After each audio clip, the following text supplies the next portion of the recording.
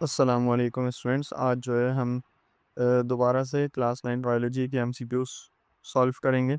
और आज जो है डिफरेंट जो हमने कल 5 कोचिंग सेंटर्स और कॉलेज को किए थे, तो उसके अलावा जो है आज हम एमसीक्यू सॉल्व करेंगे। और इनके एमसीक्यू जो पेपर होंगे उनके लिंक्स भी मैं डिस्क्रिप्शन में दे दूंगा, ताकि आप जाके चेक कर सकेंगे ये वहीं से लिए गए हैं एमसीक्यूज या नहीं।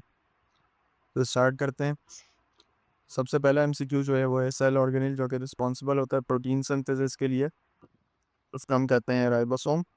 इसके बाद प्लांट टिश्यूज़ जो कि रिस्पॉन्सिबल होता है ट्रांसपोर्ट ऑफ वाटर के लिए, उसको हम कहते हैं जाइलम। इसके बाद थर्ड एमसीक्यू है स्मॉलेस्ट यूनिट क्लासिफिकेशन का, हमारे पास होता है स्पीशीज। एंजाइम्स हैं वो केमिकली प्रोटीन इन नेचर होते हैं। इसके बाद फिफ्थ एमसीक्यू है कि ह्यूमन के अंदर डाइजेशन जो है स्टार्ट की वो माउथ के अंदर ही स्टार्ट हो जाती है। ब्लड वेजल्स जो कि हार्ट से दूर ब्लड को लेकर जाती हैं, अवे लेकर जाती हैं, उन्हें हम कहते हैं आर्टरीज। गैस एक्सचेंज लंग्स के अंदर जो है वो एल्विलाई में होती हैं। अच्छा, ये जो सेवन्थ एमसीक्यू है ये आपकी बुक से रिलेटेड नहीं है, आपके सिलेबस में नहीं है ये। इसके बाद रिमूवल जो है मेटाबॉलिक वेस्ट का बॉडी से, वो कहलाता है एक्सक्रीशन। फिर उसके बाद नाइन्थ एमसीक्यू है कि ब्रेन का कौन सा पार्ट है जो कि बैलेंस को कंट्रोल करता है, वो होता है सेरिबेलम। ये एमसीक्यू भी आपकी जो है वो सिलेबस में नहीं है। इसके बाद प्लांट जो है वो वाटर को लूज करता है लीव्स के ज़रिए by the process of transpiration. Opening और क्लोजिंग जो है स्टोमेटा की, वो कंट्रोल करते हैं गार्ड सेल्स। और लास्ट एमसीक्यू है मेन नाइट्रोजनस वेस्ट जो है ह्यूमन के अंदर होता है, वो होता है यूरिया। ये एमसीक्यू भी आपकी सिलेबस से रिलेटेड नहीं है इसमें। ये मैक कोचिंग सेंटर का पेपर था। इसके बाद नेक्स्ट पेपर जो हम सॉल्व करेंगे वो है master coaching centre mid term exams हैं इनके। सबसे पहले एमसीक्यूज है कि हमने मिसमैच सिलेक्ट करने की क्या चीज़ जो है वो गलत है इसके अंदर। तो इसके अंदर जो है गलत ये है कि राइबोसोम जो है हमने पीछे ही जो लास्ट जो है एमसीक्यू सॉल्व किए हैं, तो उसी के अंदर देखा है कि राइबोसोम जो है वो प्रोटीन सिंथेसिस करते हैं, ना कि स्टेरॉइड्स। इसके बाद सेकंड एमसीक्यू है कि रफ एंडोप्लाज्मिक रेटिकुलम का फंक्शन क्या है, तो उसका फंक्शन है सिंथेसिस ऑफ प्रोटीन। उसका भी फंक्शन राइबोसोम से सेम ही है। इसके बाद थर्ड जो हमारे पास एमसीक्यू है वो है कि इलेक्ट्रॉन माइक्रोस्कोप के अंदर हाई रेजोल्यूशन के लिए रिस्पॉन्सिबल होती है उसकी शॉर्ट वेवलेंथ। फोर्थ एमसीक्यू है कि फोर किंगडम क्लासिफिकेशन में किंगडम मेटाफाइटा जो है उसके अंदर सारी चीज़ें आती हैं सिवाय हल्की के।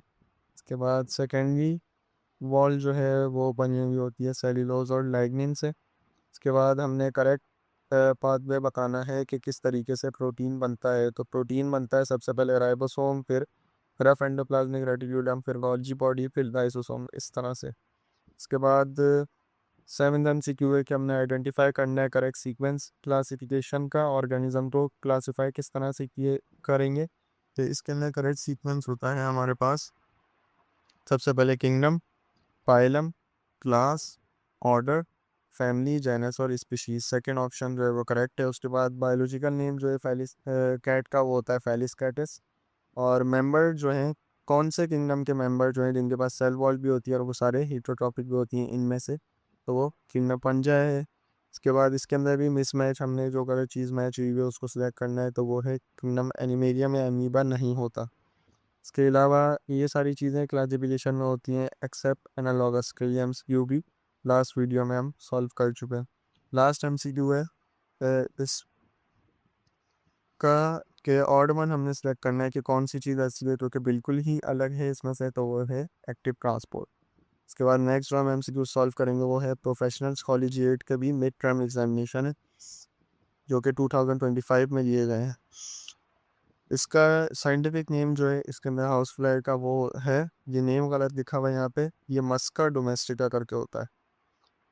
उसके बाद सेकंड जो एमसीक्यू है वो है कि कौन सी प्रॉपर्टी कि इनमें से कौन सी ऐसी प्रॉपर्टी जो कि प्रोकैरियोटिक ऑर्गेनिज्म के पास होती है, वो ये है कि ये सारे सिर्फ यूनिसेलुलर होते हैं। इसके बाद थर्ड एमसीक्यू है कि स्पेशल स्ट्रक्चर एपिडर्मल टिश्यूज के अंदर दोनों ही होते हैं, रूट हेयर और स्टोमेटा। इसके बाद फोर्थ एमसीक्यू है फिनोमिना जिसके अंदर होमोलोगस क्रोमोसोम फेल हो जाते हैं सेपरेट होने से, उसको हम कहते हैं नॉन डिस्ट्रक्शन, जो कि एक मियोटिक एरर है।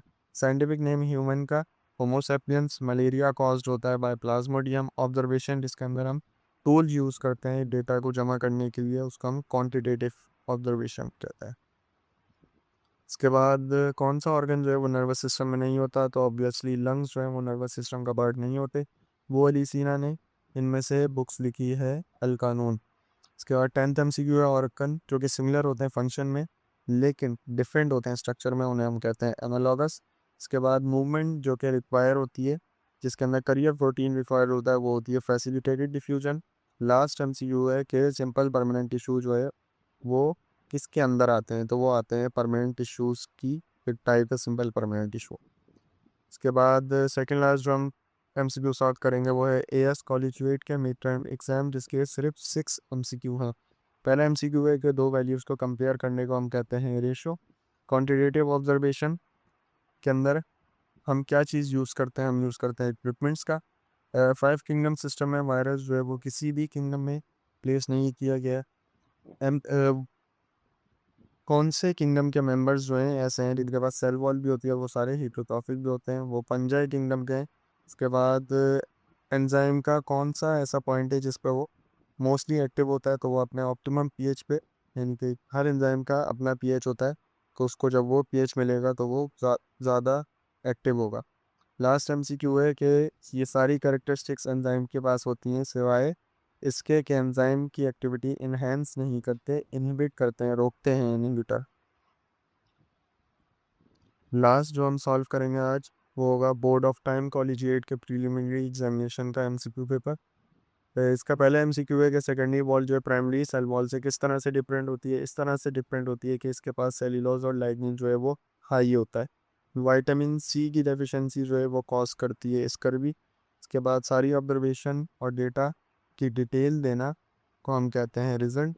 G1 जो है ऐसा चेक पॉइंट है जिसके अंदर ये चीज़ चेक की जाती है कि सेल अब रेडी हो गया है DNA सिंथेसिस के लिए या नहीं, क्योंकि एस फेज में DNA सिंथेसिस होती है। फिफ्थ MCQ है कि सेल जो कि सेल साइकिल लेफ्ट कर देता है और फिर वो डिवाइड नहीं होता, तो वो एंटर होता है G0 फेज में। थिकेस्ट मस्कुलर वॉल कौन से चैम्बर ऑफ हार्ट की होती है, तो वो होती है लेफ्ट वेंट्रिकल की। इसके बाद 7th MCQ है हमारे पास कि कौन सा ऐसा टिश्यू है जो कि वाटर मिनरल्स की ट्रांसपोर्टेशन करता है प्लांट्स में, तो वो है जाइलम। सेल ऑर्गेनेल जो कि एनिमल सेल में पाया जाता है और इंट्रासेलुलर डाइजेशन करता है, तो वो है लाइसोसोम। ये MCQ भी हम सॉल्व कर चुके हैं लास्ट वीडियो में। इसके बाद बैक्टीरिया रिप्रोड्यूस होता है बाय बाइनरी फिजन। ये MCQ आपके सिलेबस से रिलेटेड नहीं है। इसके बाद 10th MCQ है कि ऑप्टिमम pH और टेम्परेचर जो है एंजाइम का वो किस लिए होता है, तो वो इसलिए होता है कि ये ऐसी कंडीशन होती हैं ये दोनों कि अगर ऑप्टिमम pH और ऑप्टिमम टेम्परेचर होगा एंजाइम के पास, तो एंजाइम जो है अपनी एक्टिविटी मैक्सिमम ज़्यादा से ज़्यादा शो करेंगे। इसके बाद सेकेंड लास्ट MCQ है आज की वीडियो का कि लाइट डिपेंडेंट रिएक्शन जो है वो होता है थाइलोबाइड मेम्ब्रेन में। ऑर्गेनिजम्स जो कि अपना फूड खुद बनाते हैं वो पैरासाइट होते हैं, ऑटोट्रॉफ होते हैं, सेप्रोफाइट होते हैं, डेट्रीवोर्स होते हैं, तो वो ऑटोट्रॉफ्स होते हैं ऐसे ऑर्गेनिज्म जो अपना फूड खुद बनाते हैं।